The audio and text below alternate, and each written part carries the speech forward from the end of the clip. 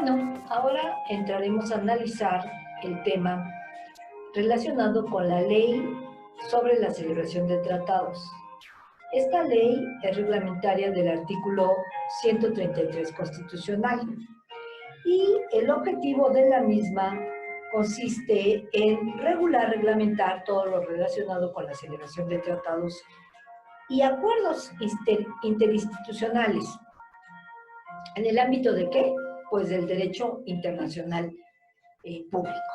Recuerden ustedes que los estados, en su capacidad de jurisdicción y juris imperium, tienen esta facilidad, esta facultad para comprometerse internacionalmente. En el derecho positivo mexicano, como ya lo analizamos en el artículo 133, esta facultad corresponde al Ejecutivo Federal y obviamente necesita la ratificación del Senado. Entonces, los tratados pues solamente van a poder ser celebrados por el gobierno de los Estados Unidos mexicanos y uno o varios sujetos, dice la disposición normativa del derecho internacional público. A diferencia del derecho internacional privado, que regula actos entre particulares e incluso donde el mismo Estado puede actuar como particular. Aquí ya entramos propiamente a los que son sujetos del derecho internacional público, de la Comunidad Internacional de Naciones. Entonces, habla la ley que reconoce este compromiso internacional y también menciona la figura del acuerdo interinstitucional. Recuerden ustedes que el derecho positivo no distingue entre acuerdo, convenio, tratado, sigue la par de lo que establece la Convención de Bienes sobre Derechos de los Tratados. Y entonces, en lo que refiere a los acuerdos interinstitucionales, dice que solamente podrán ser celebrados por dependencias u organismos descentralizados. Estos organismos descentralizados forman parte de la administración pública federal, estatal o municipal, es decir, en los tres ámbitos de aplicación de la norma. Y también se afirma que puede ser entre uno o varios órganos gubernamentales de carácter extranjero o bien organizaciones internacionales.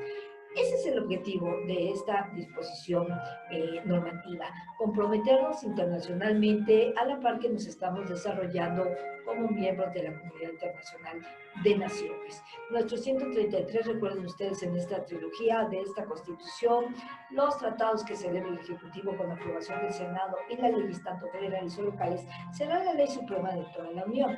Entonces, como en su momento veremos, México ha suscrito tratados en materia económica, en materia comercial.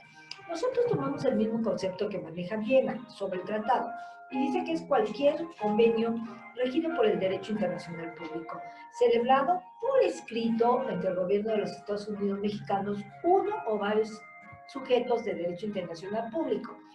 Bien dice, para su aplicación se requiera o no la celebración de acuerdos en materia específica. ¿Qué refiere con esto? Pues que pueden ser tratados en materia cultural, en materia social, en materia de derechos humanos. Los que nos interesan a nosotros son los de materia económica, los de materia comercial. Luego ellos siguen a la par de lo que establece la Convención de Viena sobre los Derechos de los Tratados. Dice, cualquiera que sea su denominación, mediante el cual los Estados Unidos mexicanos asumen compromisos. Es decir, hay un consenso, hay una voluntad para nosotros en el marco de esta rama de derecho público, celebrar compromisos a la par. Hay que reconocer que México tiene suscrito muchísimos instrumentos internacionales, en materia económica específicamente 14, a los respectivos acuerdos de alcance parcial y los acuerdos de alcance total. Quizá el instrumento internacional más fuerte para nosotros en materia comercial sea el Tratado de Libre Comercio que tenemos con Canadá, con Estados Unidos de América y obviamente nuestro país, el famoso TEMEC, que entró en vigencia el 1 de julio de este año 2020. Entonces, estos tratados de libre comercio que México suscribe al amparo de la ley sobre celebración de tratados, nos va a dar la posibilidad de integrarnos económicamente. Nos permitirá, como bien lo señala el artículo 24 del GATT, establecer zonas de libre comercio, en su momento uniones aduaneras, mercado común o una unión económica total. Ahora bien, de conformidad con lo que establece la fracción primera del artículo 76, de nuestra Constitución política, los tratados deben ser aprobados por el Senado. Fíjense qué chistoso, ni siquiera por el Honorable Congreso de la Unión. Basta con la aprobación del Senado. Y en ese momento se constituyen como la ley suprema de toda la Unión, siempre y cuando, ojo, estén de acuerdo con la misma. O sea, no nos pueden contradecir, ninguna cláusula del tratado tiene que ir en contra de nuestro ordenamiento legal. ¿Por qué? Porque sí lo está ordenando textualmente el artículo 133 constitucional. Cualquiera pensaría que celebrar un tratado es fácil, que no requiere mucha negociación. Al contrario, la celebración de un instrumento internacional requiere de varias etapas. Desde la discusión, desde la etapa de la negociación, desde su momento la aprobación, la ratificación y obviamente la publicación para que pueda entrar en vigencia el mismo. Además hemos de reconocer que estos instrumentos internacionales están a la altura de leyes para el ordenamiento legal mexicano, insisto, que no puede soslayarse de su compromiso internacional. También en esta materia, al momento de celebrar un tratado, existe la figura de la reserva. Si un país considera que cierta cláusula de un instrumento internacional viola el ordenamiento legal mexicano, pues puede inmediatamente aplicar lo que conocemos nosotros como reserva. Algunos autores señalan que al hablar de tratados y señalar internacionales estamos cometiendo un pleonasmo, porque todos son instrumentos internacionales que se desarrollan en el ámbito del derecho internacional público. Bueno, ahora un tema muy interesante es el acuerdo interinstitucional. Este acuerdo interinstitucional se define textualmente como el convenio regido por el derecho internacional público, celebrado por escrito entre cualquier dependencia o organismo descentralizado de la administración pública federal, estatal o municipal. Fíjense, aquí hablamos de los tres ámbitos de aplicación de la ley en el ordenamiento legal mexicano, cualquiera de ellos y cualquier organismo que de acuerdo con la ley orgánica de la administración pública federal, estatal o municipal pueda tener estas facultades para comprometernos con quién, pues con uno o con varios órganos gubernamentales extranjeros o también con organizaciones internacionales. Vuelve a reiterar el concepto de Viena, cualquiera que sea su denominación, puede ser acuerdo, tratado, convenio, convención, como quiera. Y todavía señala más, sea que derive o no de un tratado previamente aprobado. Esto lo haremos alusión cuando entremos a los tratados en materia comercial, en materia económica tenemos celebrados. Entonces, ¿cuál va a ser el ámbito material de aplicación de estos acuerdos interinstitucionales? Pues sobre todo que deben circunscribirse exclusivamente a las facultades, atribuciones, competencias propias que han sido delegadas para todas las dependencias y organismos descentralizados de los niveles de gobierno que lo suscriben, es decir, el nivel estatal, el federal o el municipal. Es muy interesante esta figura de los acuerdos interinstitucionales porque materialmente vino a modificar el concepto que teníamos dentro de la concepción para comprometernos internacionalmente. Bueno, siguiendo la misma ley sobre celebración de tratados, podemos decir que México forma parte de diversos organismos internacionales.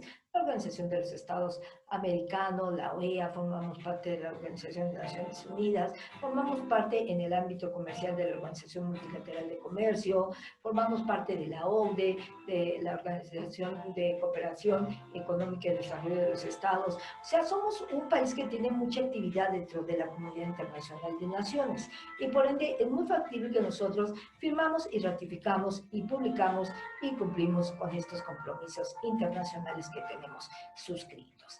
También es necesario recordar que en la misma ley de celebración de tratados se establece la firma al referéndum y esta consiste en el acto por el cual los Estados Unidos mexicanos hacemos contar que damos el consentimiento de obligarnos frente a este tratado. ¿Para qué? Para ser considerado como definitivo y posteriormente el Estado esté en facultad de ratificar.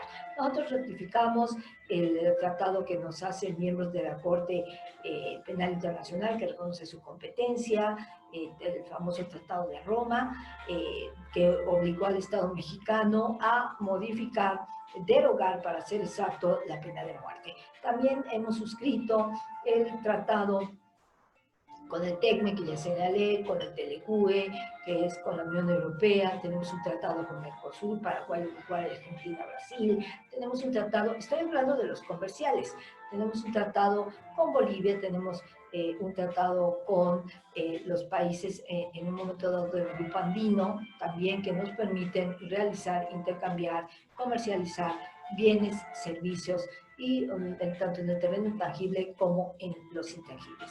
A México se le respeta mucho en la comunidad internacional de naciones, porque somos un país muy proclive a firmar y a ratificar y por ende a comprometernos internacionalmente. Siguiendo el estudio de esta disposición normativa, los mecanismos que requiere un instrumento internacional van de la siguiente manera. Primero se va a negociar. Una negociación no es fácil. ¿Por qué? Porque viene el quid pro quo, que te doy, que me das, que me sirve, que me compromete, que estoy dispuesto a hacer. Ahí es donde el Estado mexicano puede reservarse y decir, esta cláusula viola mi ordenamiento legal y por ende no la puedo suscribir. ¿Sí? Acuérdense ustedes que los tratados también pueden ser impugnados en nuestro derecho interno por el juicio de amparo. El juicio de amparo, ya que se trata de leyes, de acuerdo con lo que estipula el supercitado 133 constitucional. Luego viene la aprobación. Una vez que el Ejecutivo ya negoció, en este caso el Ejecutivo, en el caso de la materia comercial, lo va a hacer con la Secretaría de Economía. ¿Por qué? Porque nos va a comprometer con los países en el terreno de mercancías y de servicios. Entonces, el Senado pues lo aprueba. Lo aprueba porque el Ejecutivo, por conducto de la Secretaría del Ramo, actúa y resuelve. Puede ser la Secretaría de Economía, puede ser la Secretaría de Servicio Público, puede ser la Secretaría, la del ramo, la que específicamente, la de Turismo, esté precisamente ubicada para establecer este compromiso internacional. La misma estructura que tiene la Ley Orgánica de la Administración Pública Federal, que coayudan al Ejecutivo para realizar sus actividades. Luego aparece la figura de la ratificación, también denominada adhesión o aceptación, y es el acto por el cual los Estados Unidos mexicanos hacen constar, se pronuncian en el ámbito internacional este consentimiento para poder obligarse a través de este instrumento internacional. México ha celebrado un sinnúmero de instrumentos internacionales en todas las ramas, en todos los derechos, en todas las materias. Podría decirse que en materia comercial hubo una época en la década de los 80s, 90s, específicamente 90s, en adelante el año 2000, donde tuvimos un incremento muy vertiginoso para celebrar tratados en materia económica. Con el anterior sexenio se negoció la celebración del nuevo tratado que tenemos con nuestros países del norte, Canadá y Estados Unidos. Pero se vino a suscribir y a ratificar, entrar de vigencia en julio de este año 2020. Nuestro principal socio comercial, nuestro mercado más amplio, en el cual nosotros somos sus principales consumidores y también en el cual nosotros enviamos la mayor parte de nuestras exportaciones, sean materias primas. No tenemos todavía productos eminentemente regionales, pero sí lo cierto es que son ellos nuestros principales socios comerciales, los Estados Unidos de América.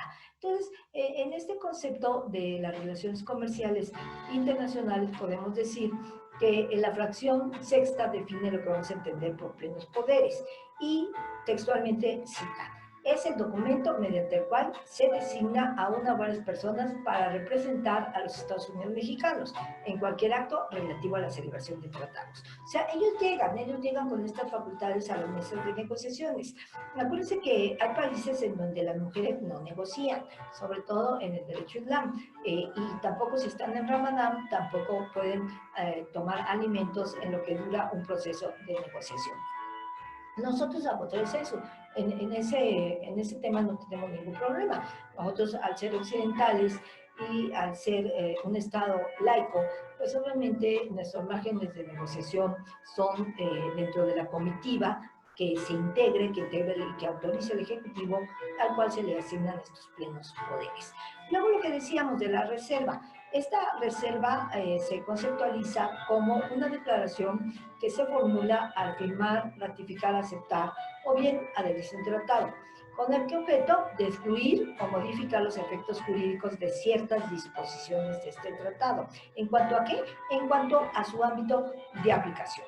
de aplicación en nuestro derecho positivo, porque se considera que viola nuestra Constitución. Cualquiera diría, ah, profesora, pero ¿cómo puede ser que hayan negociado y suscrito o intentar suscribir un tratado si no recuerdan su marco legal? Pues eso es muy común, porque al momento de negociar pueden pasarse algunas situaciones y se puede ir, ¿no? Se puede ir de alguna cláusula que lamentablemente pues viole nuestro ordenamiento legal, pero para eso también existe la reserva, donde los facultados con los plenos poderes pueden señalar al mismo que esa cláusula la reservan y por ende no la pueden suscribir. En este ámbito de las relaciones internacionales comerciales, acuérdense que hay una doctrina que dice, puede negociar el más fuerte. Los demás actuamos como cláusulas o mecanismos de adhesión. ¿Por qué? Porque no tenemos esa facultad.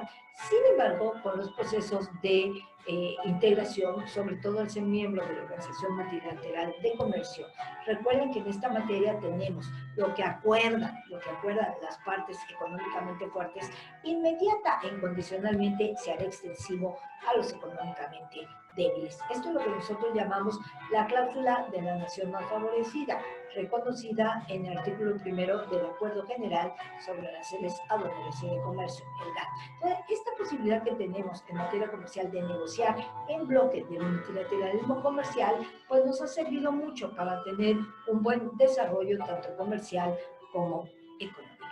Bueno, la misma ley sobre celebración de tratados habla sobre la organización internacional y la define como aquella persona jurídica creada de conformidad con el derecho internacional público. También dice que el presidente de la República es el único que puede otorgar, delegar estos plenos poderes, porque la Constitución es muy clara, dice, es aquel instrumento internacional suscrito por el Ejecutivo Federal y con aprobación del Senado. Él delega, nuestro presidente delega quienes van a estar dotados de estas cartas credenciales, de estos plenos poderes para poder llegar desde una negociación hasta una suscripción de estos instrumentos internacionales que nos comprometen en el núcleo de la comunidad internacional de naciones. Hay organismos también, como ya lo señalé, en este caso la Organización Internacional del Trabajo, donde México también forma parte, respeta sus normas y se rige por las reglas que este ámbito competencial le da. Pues la CEPAL, la OIT, ahí está la Organización Internacional del Trabajo, la UNICEF, la UNESCO, la CEPAL, insisto, el Fondo Monetario Internacional, el Banco de Reconstrucción y Fomento Industrial, el famoso BID, la Organización, el Mecanismo de Cooperación y Organización para el Desarrollo de los Estados, la WTO o la Organización Multilateral de Comercio, la OEA, la Organización de Estados Americanos, todos estos organismos, nosotros formamos parte de ellos y hemos suscrito a la par de esta facultad que tenemos, esta posibilidad de celebrar estos compromisos. Entonces, sigamos revisando nuestro artículo 4 de la Ley para Celebración de Tratados. Dice, los tratados que se sometan al Senado para los efectos, ahí lo estipula, de la fracción primera del 76 de la Constitución, dicen, serán turnados a la Comisión en los términos de la Ley Orgánica del Congreso General de nuestro país. ¿Para qué? Para que se formule, se elabore un dictamen. El dictamen que corresponde, obviamente, al compromiso internacional que estamos adquiriendo. El presidente también en su oportunidad dará la resolución del Senado, lo que resuelve el Senado se la comunicará al Ejecutivo Federal. Entonces, los tratados al momento de que ya han sido previamente aceptados y ratificados, entran inmediatamente de manera vinculatoria y obligatoria en todo el territorio. Entonces, también deberán ser publicados, como lo sabemos, en el órgano de difusión, que es el diario oficial de la Federación. No hay forma de que nosotros nos desvinculemos en un compromiso internacional que precisamente es nuestro sentido, es nuestro deseo formar parte de esta comunidad. Es muy interesante la fuerza que tienen los tratados. ¿Por qué? Porque México ha tenido que desarrollarse rápidamente e ir a la par de los reclamos de una comunidad internacional. No puede quedarse hallado ni de los avances, ni de las responsabilidades, ni del contenido que se maneja en estos instrumentos internacionales.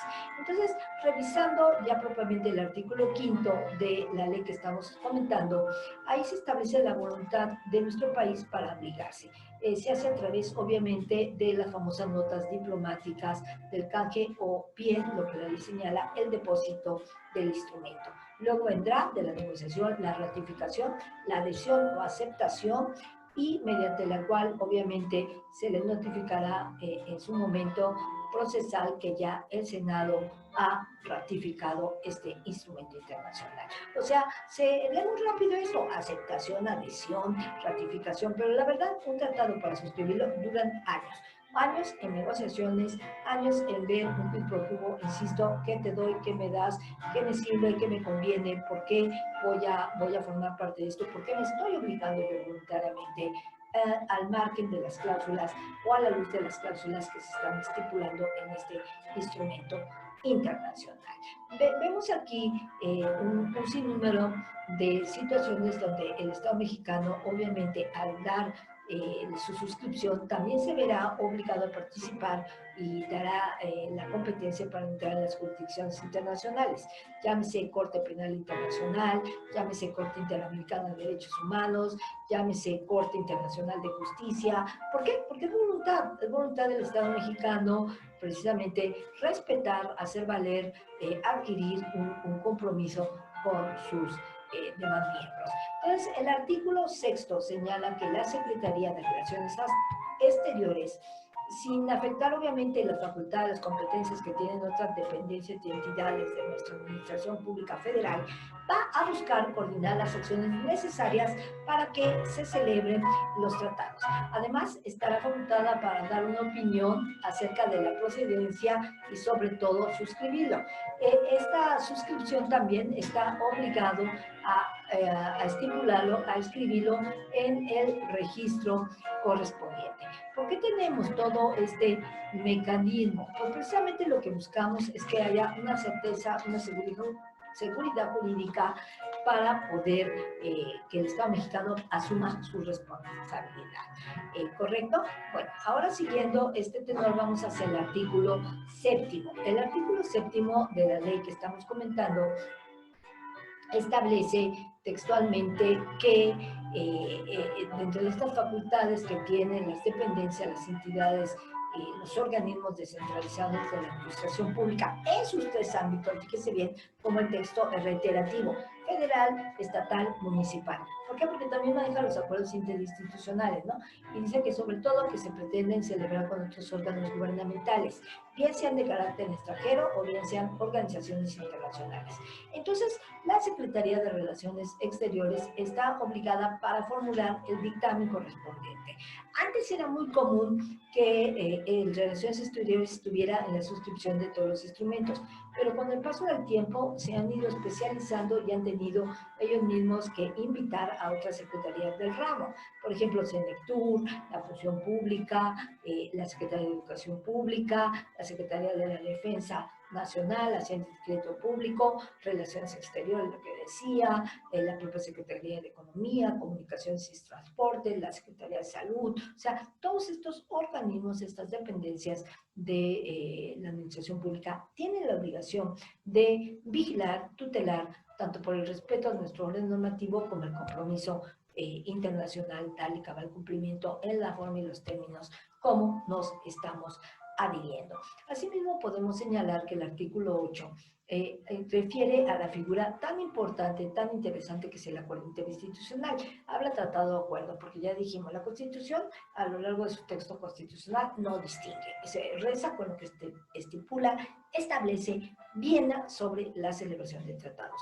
Y habla precisamente de que estos acuerdos interinstitucionales pueden contener mecanismos internacionales, ojo, para la solución de controversias legales, que sean parte, por un lado la federación, las personas físicas, las morales, y los gobiernos, bien sean también físicas, morales, extranjeras o cualquier organismo internacional. Entonces, en este ámbito del acuerdo interinstitucional fue una figura en su momento muy, muy interesante. Se dio más que nada con una finalidad eminentemente comercial y económica, pero de los países de la frontera, y fíjense que es un dato muy chistoso, de la frontera norte, no así con la frontera sur, porque ahí es donde estaban nuestros principales socios comerciales. Por eso se estipula esta obligación de la celebración del compromiso a través de un acuerdo institucional. Puede decir, ay, denos un ejemplo. Por ejemplo, Chihuahua. Chihuahua tiene una crisis muy seria de agua, igual que Sonora. Entonces, obviamente, ellos deciden con el río Bravo cómo surten el agua.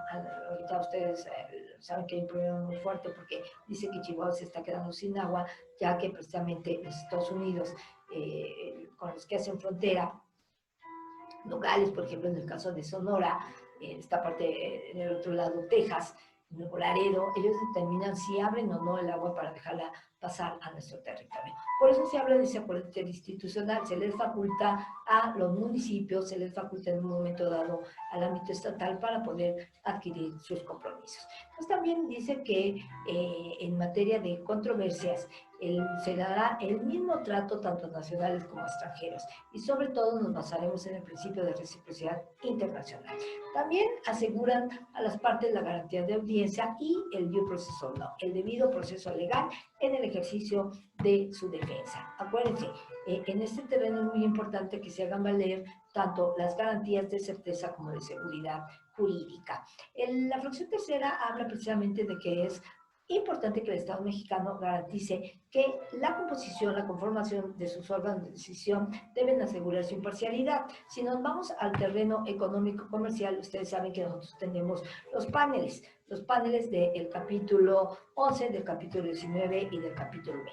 Estos panelistas es una lista de gente que ha sido designada por el gobierno federal para formar parte. En materia comercial, específicamente el TECMEC admite la recusación sin causa. O sea, puede decir, este panelista no me da la certeza ni la seguridad que quiero y por ende quiero que me lo cambie ese Estado mexicano, ¿no? Entonces, este principio de derecho de audiencia está contemplado en todos los instrumentos internacionales que ha suscrito el Estado mexicano. ¿Con qué efecto? Con ese efecto simple y llanamente de otorgar una, insisto, seguridad y certeza jurídica, un equilibrio entre los nacionales y los extranjeros. El artículo 9 dice que el gobierno de los Estados Unidos mexicanos no reconocerá ninguna resolución de órganos de decisión que vengan de mecanismos internacionales para la solución de controversias.